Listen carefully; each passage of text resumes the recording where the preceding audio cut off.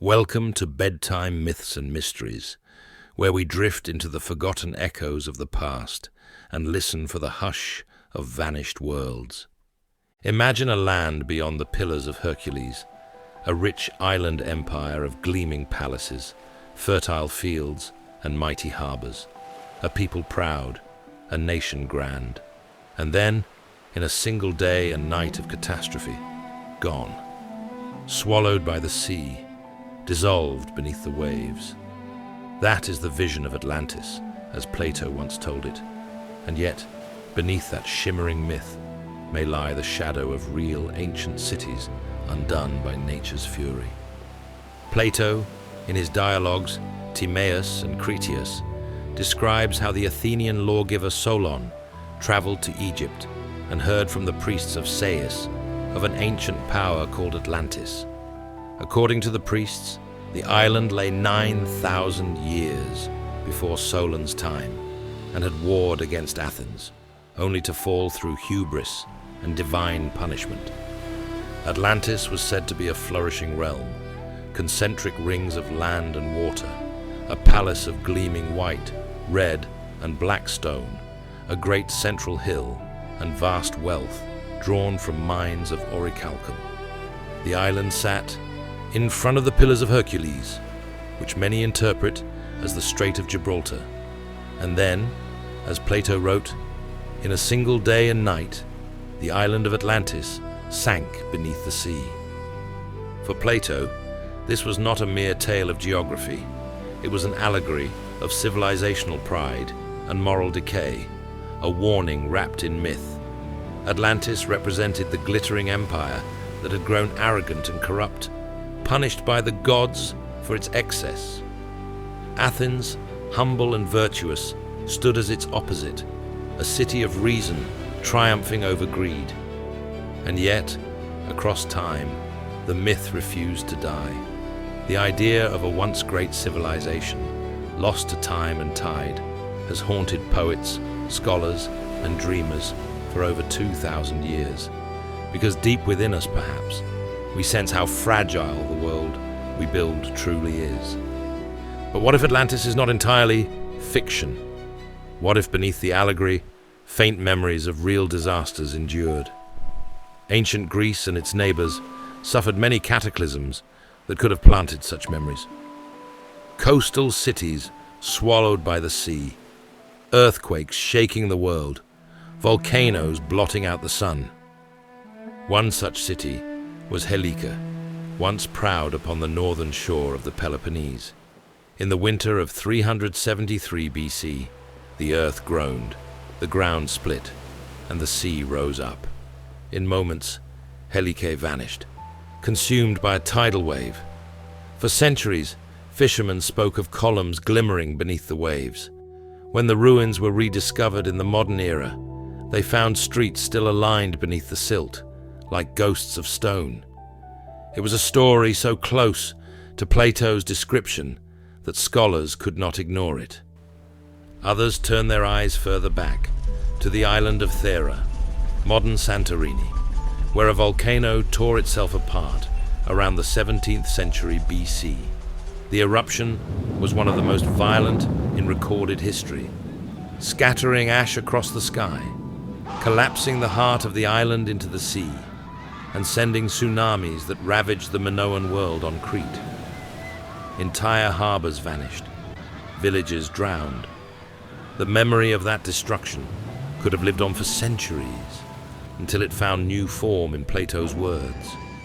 And then there are older stories still, fragments from Egypt, from Mesopotamia, from the ancient Mediterranean, of cities drowned, of lands consumed by flood. Again and again, human memory returns to water as both giver and destroyer. The sea nourishes, but it also reclaims. Perhaps that is why Atlantis endures, because it is not only about a city, it is about the cycle of rise and ruin that haunts every civilization. Its marble walls are metaphors for our own towers, its downfall, a prophecy for every age that forgets humility before the powers of nature. When Plato told his tale, His intent was not to send explorers searching for lost islands. He was warning his people that moral decay, greed, and the abandonment of virtue would bring collapse as surely as any flood. But time, with its love of mystery, reshaped the parable into legend. The allegory became geography. The moral became a map. Through the centuries, Atlantis has been sought in the Atlantic, the Caribbean, the Mediterranean, even beneath Antarctic ice. Philosophers saw it as allegory. Explorers chased it as treasure. Each age remade it in its own image: utopia, empire, or Eden lost. Yet the truth is simpler and sadder. Atlantis lives because it speaks to our deepest fears. That the ground beneath us is never truly solid. That everything we build may one day be reclaimed by silence. Still, in that silence lies wonder. For if Plato's story drew from memories of Helike or Thera, then the myth of Atlantis is not a lie, but a translation. History, transformed into dream. It is the echo of survivors trying to explain the unexplainable, the poetry of catastrophe. Picture it now, a night without stars, the sea drawing back to reveal the ocean floor, the animals fleeing, the air heavy with ash. Then, a roar that splits the heavens. Water surges forward like a wall. Stone, temple, ship, and song are erased. A single generation later, the survivors tell their children what they saw and call it the wrath of the gods. Another 1,000 years, and Plato calls it Atlantis. The story endures because it is not only about what was lost, but about what remains.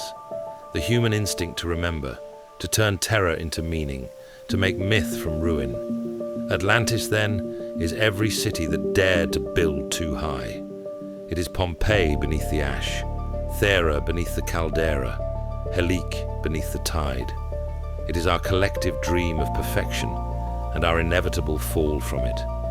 So when you close your eyes tonight, imagine the rings of water circling that shining island, the columns gleaming beneath the sun, the sound of children laughing in markets, the song of priests echoing through marble halls. And then the tremor, the wind rising, the sea devouring all. Remember, the myth of Atlantis is not just a story of a lost city. It is the story of humanity itself, forever building, forever forgetting, forever searching the depths for what we once were. Thank you for journeying into the deep with me on Bedtime Myths and Mysteries. If you enjoyed this voyage through the ruins of memory, don't forget to subscribe and join us again when another ancient whisper rises from the dark.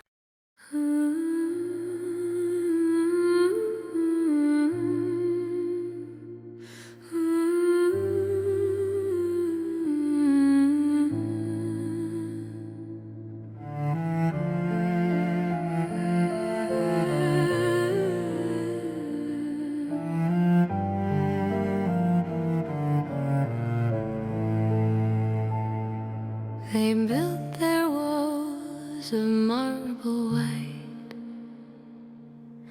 They lit their lamps against the night.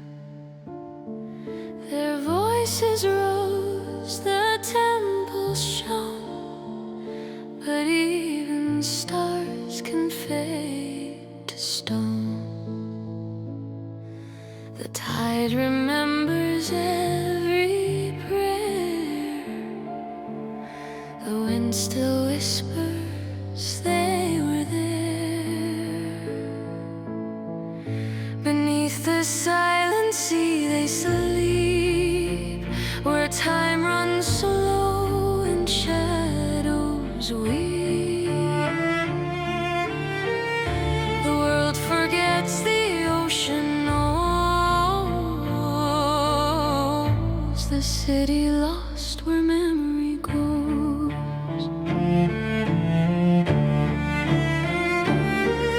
They dreamed of gold, of endless years, but pride is built on salt and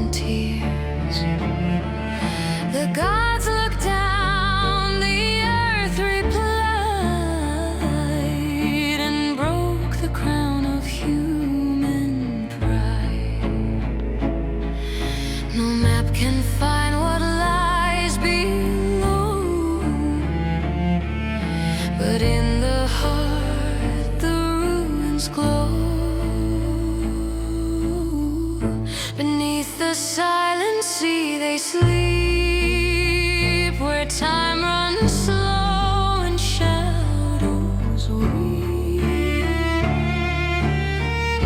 The world forgets, the ocean knows, the city lost where memory goes. If you listen close at night, through the dark and through the white, you might hear a distant chime. Atlantis calling out of time. Beneath the silent sea they sleep, the dream still hums, the current deep.